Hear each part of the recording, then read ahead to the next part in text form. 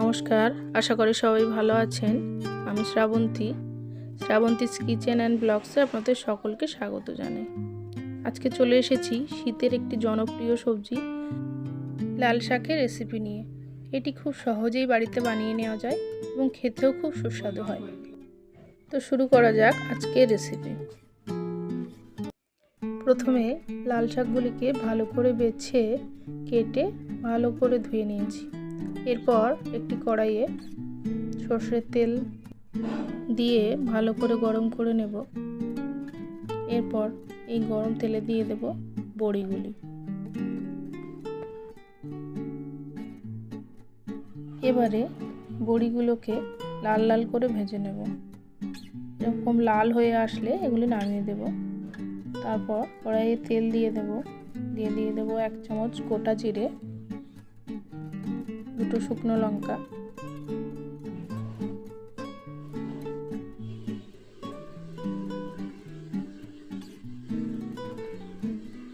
এরপর কড়াইয়ে লাল শাকগুলি দিয়ে দেব।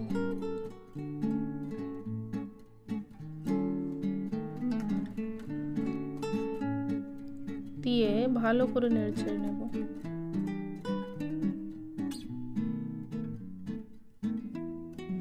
এবার 5 মিনিটের জন্য ঢেকে রাখবো।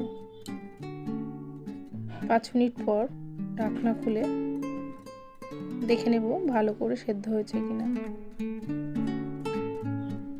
এবার এতে দিয়ে দেব পরিমাণ মতো লবণ আর সামান্য হলুদ।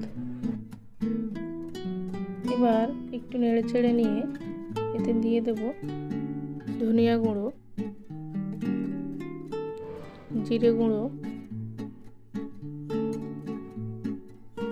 এবার এগুলো মিশিয়ে নিয়ে একটি পাত্রে নামিয়ে নেব।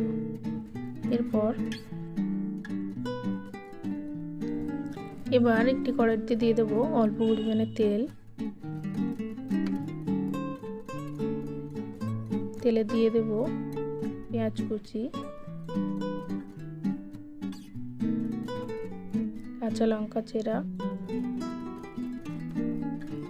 দিয়ে ভালো করে ভেজে নিয়ে তুলে রাখা লাল শাকগুলি দিয়ে দেব।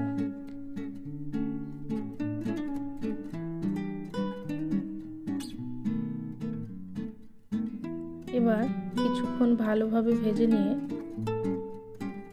বড়িগুলি অ্যাড করে দেব।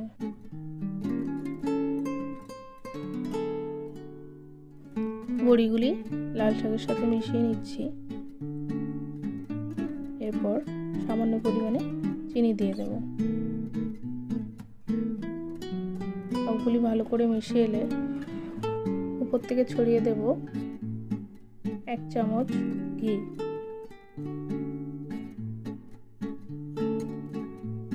দেখুন রেডি হয়ে গেছে আমাদের বড়ি দিয়ে লাল শাক ভাজা। এটি গরম ভাতের সঙ্গে দারুণ খেতে লাগে। ভিডিওটি সম্পূর্ণ দেখার জন্য ধন্যবাদ। আশা করি রেসিপিটি আপনাদের ভালো লেগেছে। বাড়িতে একবার অবশ্যই ট্রাই করে দেখবেন।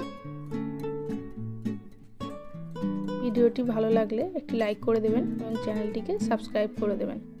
ফিরে আসবো অন্যদিন অন্য একটি রেসিপি নিয়ে। সবাই সাবধানে থাকবেন, সুস্থ থাকবেন, ভালো থাকবেন।